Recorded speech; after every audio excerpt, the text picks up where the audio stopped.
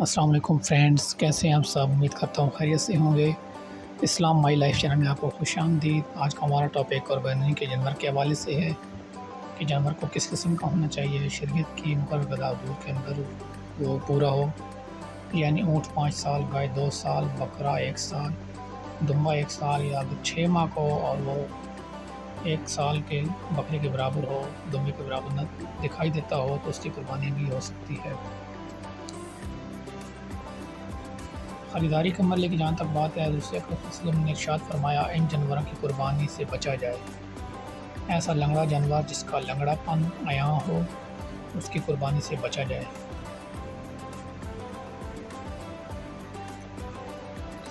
ایسا کانا جانور جس کا کانا پن واضح ہو، ایسا بیمار جانور جس کی بیماری واضح ہو، ایسا کمزور لاغر جانور جس کی ہڈیوں میں گودا بالکل نہ ہو، اس قسم کے جانوروں کو خریدنے سے پرہیز کیا جائے۔ جانوروں میں خطرناک قسم کے عیب ہوتے ہیں جن کی قربانی درست نہیں ہے۔ سینگوں کا جڑ سے اکھڑ جانا بعض جانوروں کا یہ ہوتا ہے۔ اندھا کانا یا لنگڑا جانور، پیدائشی طور پر بالکل کان کٹا جانور یا تہائی سے زیادہ کان یا دم کٹا جانور، اس قسم کے جانوروں کی قربانی بھی نہیں ہو سکتی۔